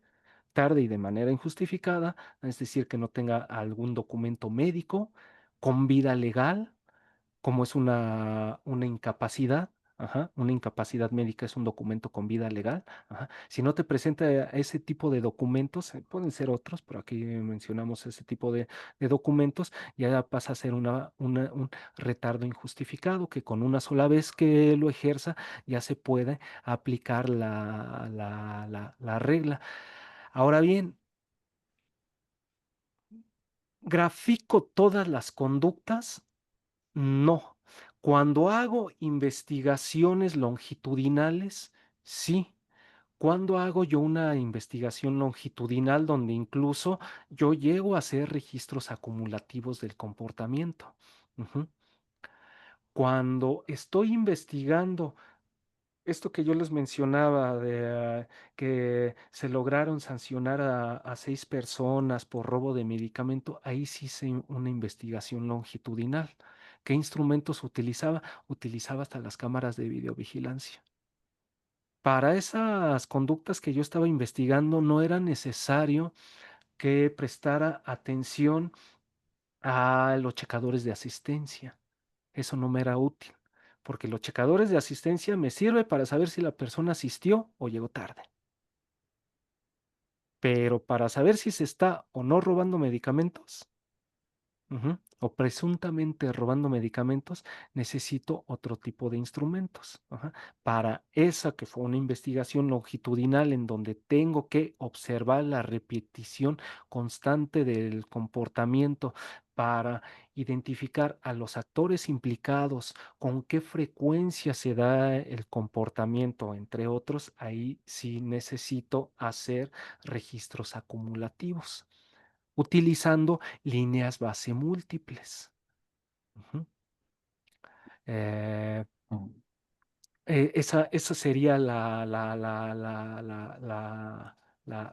cuestión.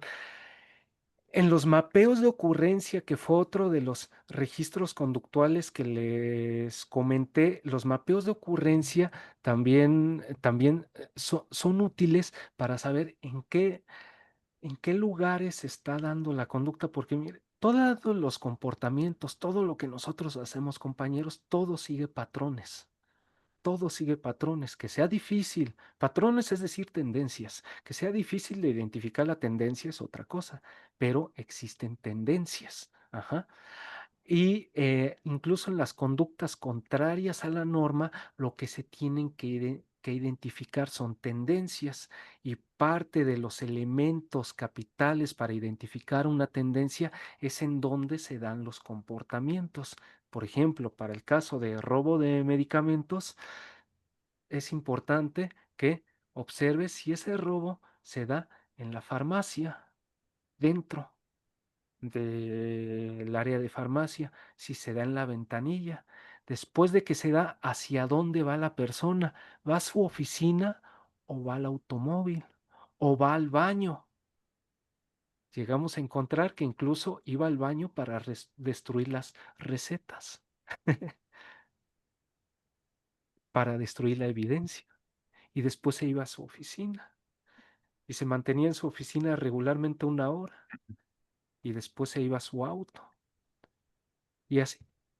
Para eso sirven los mapeos. En este libro de la casa sucia y en el mapa que les mostré, ahí también se especifica por qué era importante para la doctora Buchaín identificar cómo iba el dinero. Incluso se dice por ahí comúnmente, si sigue la pista, sigue el dinero, hacia dónde va el dinero, a quién beneficia, y podrás identificar al autor intelectual del delito, ¿no? Este, y ello. Ahora bien, algo que sí es muy cierto y es algo que no me lo han criticado del artículo, ese capítulo que ya les compartí ahí en el chat, compañeros, pero yo sí lo tengo como crítica. Presento los oficios, presento los instrumentos a los que presto atención. Sin embargo, no presento los formatos de registro, de requisición. ¿Por qué? Porque los formatos de registro y de requisición, los originales, así como los oficios originales, esos se suelen quedar bajo resguardo de la institución, porque recordemos que son instituciones públicas o privadas, ¿no? Dependiendo. Este, y ese tipo de datos que quedan como datos restringidos. Porque eso también es muy importante. Hay algunas personas que para ponerse medallas o andar presumiendo, andan hasta dando nombres de que yo investigué a tal y tal persona. Cuando haces eso, aun cuando sea en algo como esto, me pueden hasta demandar por difamación. Y para esa demanda es bien sencillo que identifiquen las circunstancias de modo, tiempo y lugar. Y más si queda grabado, ¿no? Ajá. Es decir, es incluso esta respuesta, espero te haya sido satisfactoria para tu duda, pero también sirve para responder a la pregunta anterior de cómo te cuidas, pues también de esa manera. Ajá. Manteniendo secrecía en ciertos datos, ¿no? Es una de las formas de cuidarse, ¿no? Y sería eso. Y muchas eh, gracias por tus comentarios, Josué. No gracias, sé Eric. si contesté. Nada más, sí, digo, nada más retomando esto que dijiste, ya terminando, me parece puntual y creo que esta es más fácil explicarlo, creo que lo explicas muy bien al inicio y me queda bastante claro. Yo creo que la regla se define como una regla paramétrica y compuesta, que por ahí no recuerdo ahorita, ahí hay artículos de variables compuestas. Creo que eso ayuda también mucho para esclarecer una regla paramétrica compuesta, que realmente es lo que los conductistas buscamos a la hora de medir conducta. Y yo creo que aquí es donde entra la complejidad, ¿no? Porque no solo nos quedamos en un nivel nominal o en un nivel ordinal, incluso podemos empujar algo de intervalo o hasta de razón, ¿no? Que aquí es Sí. donde yo le digo a los ingenieros cuando comparto clase o comparto el espacio con algunos amigos, les digo, ojalá todo fuera tan fácil como en la psicología como atornillar o apretar un tornillo o poner bien un cable, ¿no? Pero te agradezco, Eric. Muy interesante la ponencia y pues esperemos coincidir por ahí en los espacios para seguir compartiendo. Gracias. Gracias, gracias. ¿Alguna otra pregunta que desean hacerle al ponente? Aprovechen porque yo no suelo dar Bueno, muchas conferencias, ¿eh? bueno, yo tengo que algo que compartir, ¿no? Desde la experiencia de pues de la empresa privada, creo que es más fácil, ¿no? Porque si tienes el respaldo del director general, por ejemplo, tú corres al trabajador y así se te venga el sindicato, vas a la Junta de Conciliación y Arbitraje, lo corres desde ahí, notificas a la Junta de Conciliación, este reglamento interno se aplica, ¿no? Te vas a la ley, lo corres y terminas el asunto más fácil, no importando que se te venga el sindicato y todo eso, y cuidas al trabajador que vigiló todos estos actos, pues estas conductas que podemos catalogar como corruptas, ¿no? ¿O tú Ujú. cómo lo ves? ¿Sería más fácil en la empresa privada? Así como yo lo veo, ¿no? Porque De- no eh, tiene de- todas estas... Depende de la empresa, Ok. depende del por qué se dé el despido, depende del director general. Miren, yo les voy a comentar, al menos yo, para contemplar un despido ya es lo último que yo contemplo. Lo último que yo contemplo, porque hasta por cuestiones éticas, miren, el desempleo es el pinche infierno. Ajá. Y si una persona eh, está cometiendo pues actos contrarios a la norma y de muchos tipos, incluso si tiene consumo de drogas y cosas así, porque hay personas que sufren de ello. Em, lo que requiere la persona, como yo lo veo, es pues un acompañamiento, un apoyo para poder solucionar esas problemáticas, porque cuando se tiene el despido como primera opción, y porque sea más sencillo en la empresa privada, eh, el hecho de que sea más sencillo no refiere a que sea algo justo, ¿no? Y en esto yo sí pondría lo que mencionaba pues un expresidente, ¿no? Yo estoy más a favor de la justicia que de la ley.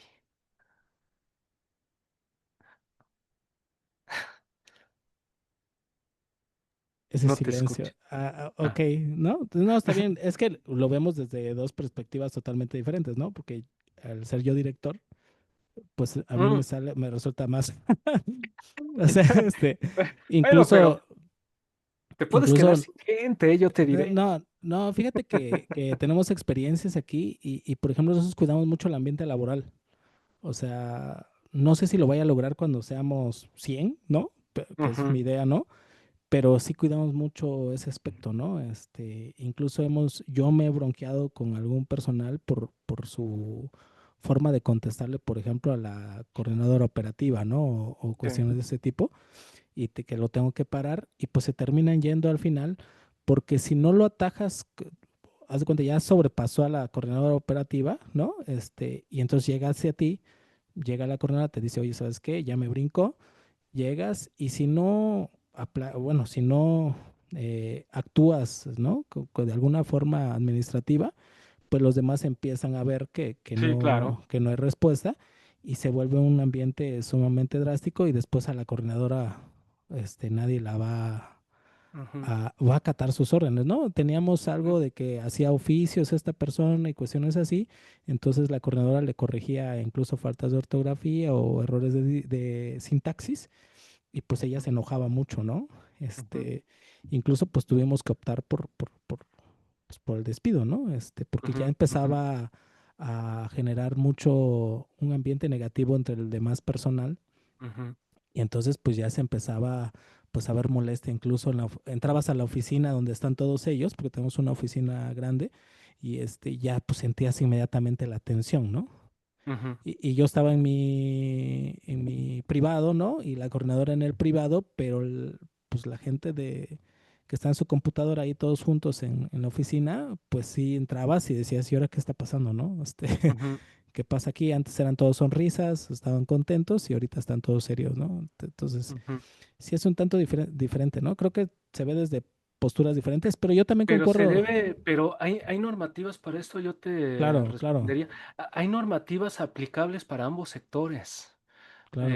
La misma 035 es una normativa aplicable tanto para el sector público como para el sector privado, y yo estoy muy a favor de ese tipo de normativas porque también eh, están blindando al trabajador de abusos por parte del patrón.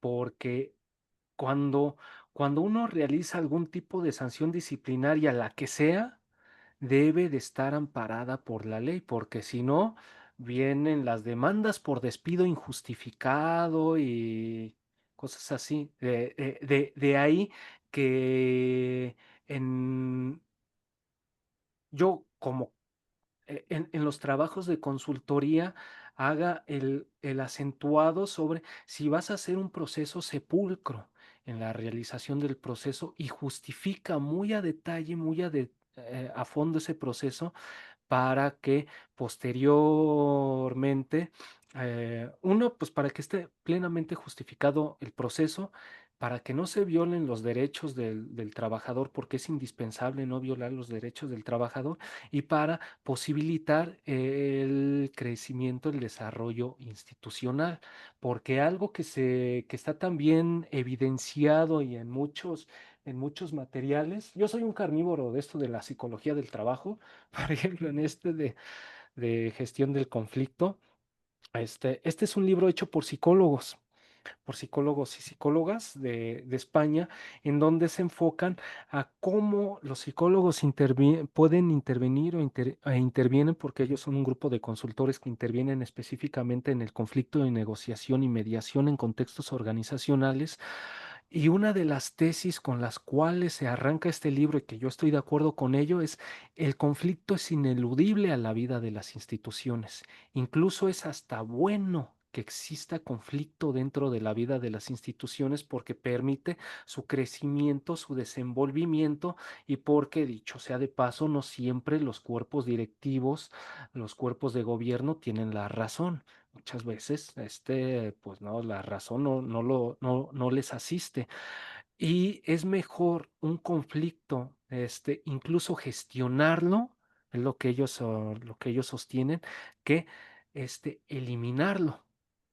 Yo mismo, pues yo puedo quizá en algunos trabajos llegar a ser una persona que muchos digan, Es que eres demasiado crítico y cosas así", pero ocurre que ello, siempre y cuando también se gestione, se siga ciertos niveles, ciertos parámetros, puede ser hasta beneficioso para el desarrollo, el crecimiento institucional y para nutrir los propios procesos. Es lo que yo diría, pero sí, por supuesto, algo que sí es cierto es depende de cómo se dé, vaya, de qué tipo de problemáticas tengan, también cómo la persona pues ataje los problemas, porque pues hay personas a las que se les busca ayudar, permítame decirlo así, pues no se dejan, ¿no? O sea, no se dejan, y pues ahí sí, de nueva cuenta, yo lo pongo como la última opción el despido, ¿no? Porque, repito, el desempleo es el infierno, esa madre, ¿no? Es el infierno. Ujú. Y cuando un trabajador ya se presenta a buscar empleo después de haber sido despedido, y más aún si fue despido con una sanción disciplinaria, pues quizá ya después ni encuentre, ¿no? Ujú. Eh, yo, al estar a favor del aprendizaje, suelo estar más a favor. más que castigar, vamos a enseñarlo a comportarse de otra manera, ¿no? El castigo como última opción, pero depende de qué es lo que esté haciendo, porque también, pues si se andan ahí llevando más de medio millón de pesos en puro medicamento, y pues ahí sí ya está, es otra cosa, ¿no? Como lo dice Skinner en el conducta verbal, pues las palabras no rompen huesos, ¿no? Ok, muchas gracias, Eric. Tenemos una pregunta, ya se animó Griselda Adriana Pérez Hernández. ¿Puedes abrir tu micrófono, Griselda, por favor? Muchas gracias. Más que una pregunta es, bueno, también abonar a esta parte de lo que nos hablabas hace ratito, ¿no, Eric? Y estaba en tus diapositivas. El ver precisamente cómo está inmerso todo el contexto y todas las áreas que trabajan en sí mismo, ya sea en el sector público o privado, pero que tienen esta relación para poder pues apoyar, ¿no? Tanto los derechos, porque yo también coincido esta parte, ¿no? Y regresando un poco a la parte de la NOM 035, que también invita a nosotros como instituciones, bueno, en este caso yo trabajo en la parte privada, hacer ese espacio, ese contexto de prevención en donde podamos contribuir, ¿no? Y llámese y deriva, ¿no? También la forma en cómo lo aborda, ¿no? Salud mental, los factores de riesgo psicosocial, que no sean una fuente, ¿no? Por llamarlo de esta manera, y que el trabajador, ¿no? Tenga ansiedad, depresión, estrés, etcétera. Creo que es muy importante tomar en cuenta toda esta forma de trabajo y sustentar nuestro, pues prácticamente nuestras funciones dentro de la institución, con qué mirada, con qué lentes y que esos lentes se nutran con todas las normativas que pueden respaldarnos y que bien, si nos dan dirección, una vez que damos em, más bien que encontramos y lo voy a aterrizar a la parte, ¿no? Psicológica, que es lo que estamos viendo. Damos en concreto operacionalizar aquello que queremos hacer, cambios. Creo que eso es parte importante de que este tipo de conductas, ¿no? Ya con todo el matiz que tiene, bueno, no se den con tanta frecuencia, ¿no? Y Ujú, lograr erradicar esta parte de lo que sería, bueno, en este tema, una conducta corrupta. Gracias. ujú, ujú. No, no, pues gracias a ti, Griselda, por el comentario. Y sí, yo también tomaría de nueva cuenta. Miren, yo conocí la 035 saben ustedes que es nueva, entró en operación de manera obligatoria en el 2019, si mal no recuerdo. Y la conocí, me certifiqué en ella en el 2000, ya incluso fue por el 2023, me certificó la Secretaría del Trabajo y Previsión Social.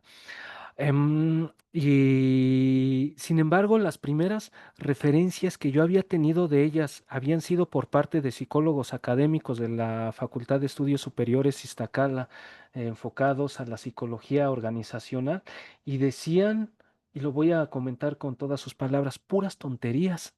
En torno a las implicaciones de la 035, porque se habían detenido demasiado en los instrumentos, porque sí, en efecto, la 035 tiene problemáticas con los instrumentos que pone sobre la mesa como utilizables para la evaluación. Sin embargo, también especifica la misma norma, se pueden utilizar otros instrumentos siempre y cuando estos sean válidos y confiables, científicamente desarrollados.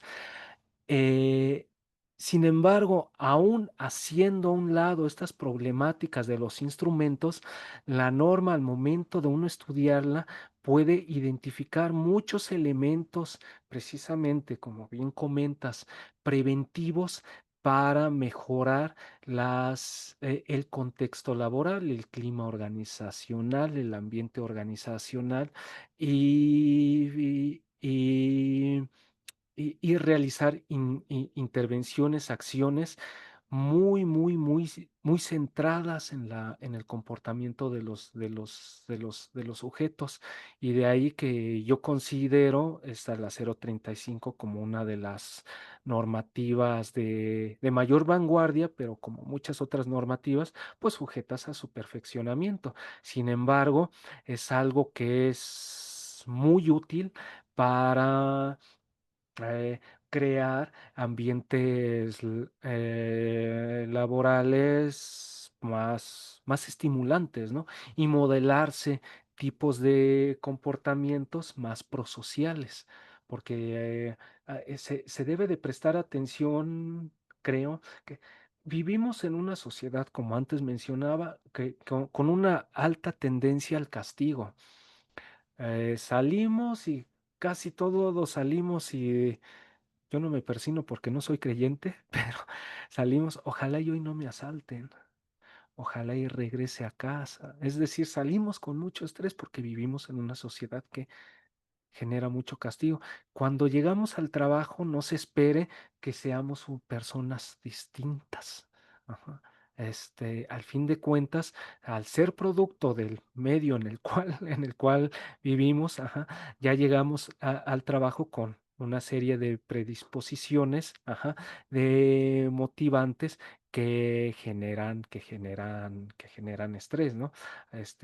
¿O a qué voy con esto? Que muchos de los problemas que se observan dentro del contexto laboral, si solo buscan estudiarse, investigarse, intervenirse en el contexto laboral, al margen de lo que del, del sitio, de la colonia, de la zona geográfica, del transporte que debe tomar esta persona, pues eso sí sería ser reduccionista.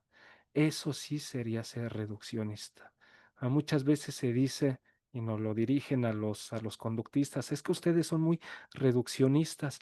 Y yo cuando leo cosas de psicoanalistas me digo, no, los reduccionistas eres tú porque estás enfocando el problema psicológico no solo a un invento, sino que el problema psicológico reside dentro de la persona.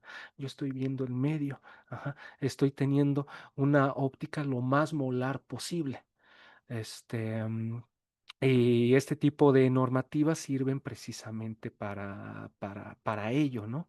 Para poder entender las interacciones que se dan dentro del trabajo, no solo circunscritas a lo que ocurre dentro de una oficina, dentro de de las paredes de la empresa, sino también observar cómo son las relaciones familiares y cosas así, porque incluso eso se contempla en la 035, cómo se dan las relaciones familiares y ese tipo de aspectos que son muy importantes. De ahí que, al menos yo, compañeros, sí les digo, yo para la actualidad, a mí ya me aburre leer y escuchar a muchos académicos.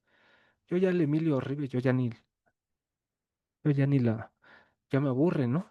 Y muchos de los que andan dando psicología organizacional, me digo, pues si nunca has trabajado, mi hermano, más que dando clases, ¿no? No conoces una empresa, no has hablado con un director, no has tenido una coordinación, no sabes manejar personas. Ajá. Este, además, te gusta estar haciendo todo lo posible porque saquen a personas de de la escuela, estás a tu materia prima, que son los estudiantes, les estás llamando delincuentes, porque muchos dicen que los estudiantes son delincuentes y dices, o sea, no eres apto para la psicología organizacional, pero este de ahí que yo preste atención a- a tener relación con, por ejemplo, abogados, economistas, sociólogos, ingenieros industriales. Muchas veces me puedo entender mucho mejor con ellos que con propios psicólogos, porque luego, vaya, aquí estamos considero yo una élite, pero hay psicólogos, o sea, una élite en el sentido de que nos interesan cosas serias, pero hay psicólogos que realmente, o sea, sí viven en el mundo de Narnia, ¿no? Y que este, este tipo de ejercicios, de ponencias, de conferencias deberían de, este, est- um, penetrar en las organizaciones para que se hable a los directivos, a los coordinadores en torno a cuál es el potencial de la psicología de la conducta para mejorar las relaciones laborales. Y sería ello. Muchas gracias, Griselda, por tu presentación y te vi muy atenta a lo largo de toda la ponencia. Te agradezco mucho. Ok, A ti, muchas eh, gracias. ok, tenemos unas preguntas en el chat. Yo creo que esta es más una opinión tuya. Bueno, pide tu opinión. ¿Debería de cuidar mi historial profesional, por ejemplo, si el jefe de la empresa X me pide usar pseudociencias para minorizar gastos siendo egresado? Ay, miren, yo les voy a contestar de esto con una frase. Yo nunca he aplicado pruebas proyectivas, aun cuando he perdido trabajos por eso. Así yo lo contesto. Ok, muy bien. Otra, dice, en una institución pública, ¿cómo manejas la resistencia de los diferentes sectores para realizar tu trabajo?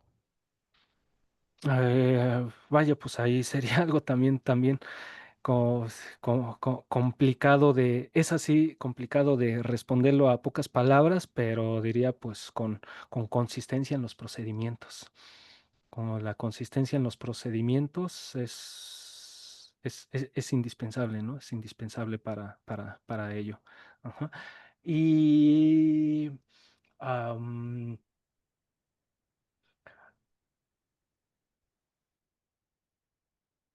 dentro de las organizaciones, en todas se dan relaciones de índole político, en todas las organizaciones. Uno debe de interesarse también por la política que se da dentro de las organizaciones. O dicho de otra manera, debes tener también a gente que camine de tu lado y para ello, pues habrá que usar muchas habilidades de persuasión, ¿no? Para tener a los directores cerca de ti, para tener a trabajadores que compartan los principios y hacerles explícito de que uno, al menos yo, cuando, cuando uno se integra a una organización, es con intención, sí, pues de que eso te dé un dinerito para poder vivir y eso, pues por al fin de cuentas vivimos en el mundo que vivimos, pero la intención es mejorar las relaciones que se dan, laborales que se dan en una organización, dejar una semilla, porque pues los trabajos actualmente ustedes saben ya no son permanentes, dejar una semilla para que después otros puedan continuar con ella, pero la intención es mejorar los procesos que se dan en una organización. Incluso el hecho de que yo haya aceptado el día de hoy esta presentación, pues también fue con intención de eso. Dije, pues si esto puede servir para mejorar en algo los procesos del instituto, a las personas que hayan asistido, pues adelante, ¿no? Yo creo, y eso sí, pues es ideológico, pero de nueva cuenta, yo soy un socialista, que uno está aquí para mejorar el mundo en el que vive. Muchas gracias. Si no hay más preguntas o algún comentario, damos por terminada esta charla, agradeciendo a nuestro ponente, como siempre, Eric, una ponencia excelsa, como nos dice nuestro amigo Juan José Reyes Monterrosa, una magistral exposición. Sin duda la corrupción es una lacra que siembra desconfianza, dice. ¿Ok? Y pues bueno, con eso nos despedimos y esperamos que nos sigan acompañando en estas charlas. Antes de retirarnos, Eric, ¿dónde te podemos encontrar? Correo, algún dato de contacto, Instagram, Facebook, Snapchat, no sé, No, Twitch. no, yo soy de la vieja escuela. Correo electrónico, aparece ahí en las diapositivas, la voy a subir, ahí lo pueden encontrar, se los dicto ahorita, psic.ericvieira@gmail.com.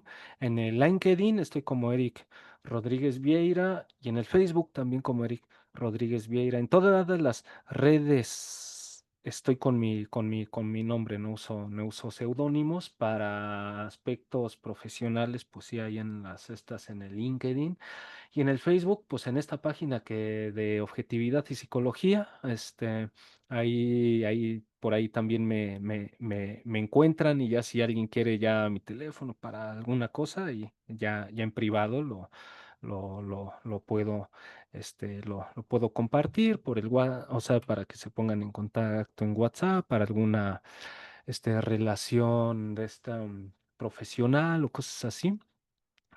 Estoy abierto a ello y, y sí, Tu, sería tu, eso. tu canal de YouTube, donde están todas estas entrevistas. Se llama Objetividad y Psicología, sí, el canal de YouTube es Objetividad y Psicología, ahí subo pues las entrevistas, los encuentros. Permítanme decirles que de este sábado que viene al siguiente, vamos a hacer la presentación de este libro. Para quien no se haya aburrido de escucharme el día de hoy, pueden verme de este sábado que viene al siguiente. Vamos a hacer la presentación de este libro con los compañeros de Copresencias Editorial, el Investigaciones en Epistemología Conductual. Eh, es ahorita lo próximo y el 16 de noviembre vamos a andar en una organización de Nayarit también hablando sobre psicología organizacional. Es ahorita lo que tenemos sobre agenda. Ok, pues no queda más que despedirnos, compañeras y compañeros. Los esperamos en nuestra charla de dentro de 15 días. Estén atentos a nuestras redes sociales y pues bueno, muchas gracias, Eric. Hasta pronto. Adiós.